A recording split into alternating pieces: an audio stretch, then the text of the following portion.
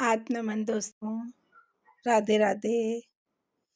ईश्वर सफलता, रोग निवारण आदि के बारे में विचार आपके मस्तिष्क में बीज प्रवृत्तियों के रूप में रहते हैं।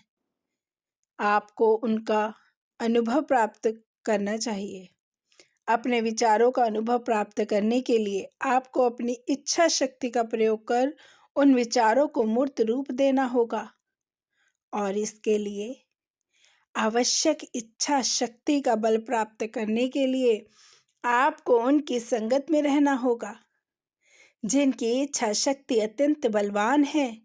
आपको यदि ईश्वर की शक्ति से रोग निवारण की कामना हो तो ऐसे लोगों की संगत में रहिए दोस्तों, जिनके साथ रहने से आपके विश्वास एवं इच्छा शक्ति को बल मिलता है।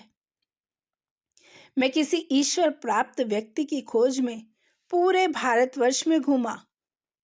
कितने सुंदर तरीके से योगानंदा जी हमें समझा रहे हैं दोस्तों। ऐसे महात्मा विरले ही मिलते हैं।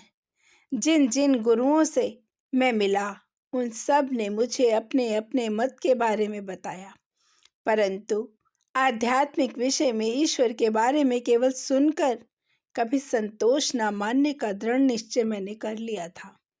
मुझे तो ईश्वर का अनुभव चाहिए था।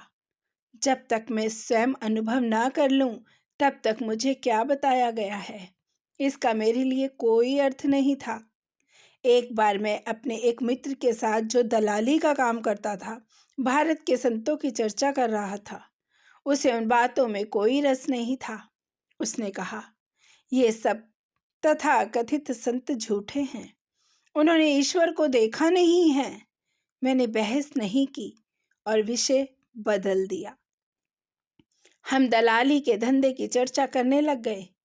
जब उसने उस धंधे के बारे में मुझे काफी कुछ बता दिया तो मैंने बातों बातों में ही कह दिया, जानते हो, पूरे कोलकाता में एक भी भरोसेमंद दलाल नहीं है, सब के सब बेईमान हैं। दलालों के बारे में आप जानते ही क्या हैं? उसने गुस्से से कहा। मैंने कहा, वही तो, संतों के बारे में आप जानते ही क्या हैं? वह कुछ बोल ना सका। मैं अच्छे भाव से ही आगे कहता गया, जिसके बारे में तुम कुछ नहीं जानते उस पर कभी बहस मत करो। मैं दलाली के धंधे के बारे में कुछ नहीं जानता और तुम संतों के बारे में कुछ नहीं जानते। धर्माचरण एक ऐसे मोड़ पर आ पहुंचा है जहां बहुत कम लोग अपने आध्यात्मिक विचारों को अनुभव में बदलने की चेष्टा करते हैं। मैं केवल अपने अनुभवों के बारे में ही बताता हूँ। जिन बातों का मुझे केवल बौद्धिक ज्ञान ही है, उन पर भाषण देने में मुझे कोई दिलचस्पी नहीं। अधिकांश लोग सत्य या ईश्वर के बारे में उन्होंने जो कुछ पढ़ा होता है उससे ही तृप्त हो जाते हैं। उसे अनुभव करने का उन्होंने कभी प्रयास ही नहीं किया होता। भारत में आध्यात्मिक मार्गदर्शन के लिए हम किसी ऐसे व्यक्ति के पास नहीं जाते जिसने धर्म की केवल कोई उपाधि प्राप्त कर ली हो या शास्त्र वचनों के सत्य को अनुभव किए बिना ही शास्त्रों का अध्ययन कर रखा हो। सत्य के बारे में केवल तोता रटंत के करते रहने वाले हम पर कोई छाप नहीं डाल सकते दोस्तों।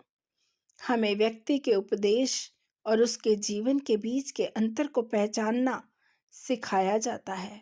जो उपदेश देता है उसे अपने जीवन में यह प्रदर्शित करना ही होगा कि उसने जो कुछ सीखा है उसका अनुभव भी प्राप्त किया है।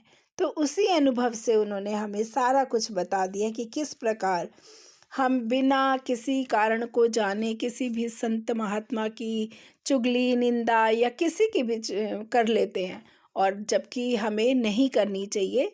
हम उन्हीं विकारों में डूब जाते हैं, तभी हम उथल पुथल में आते हैं। धन्यवाद दोस्तों।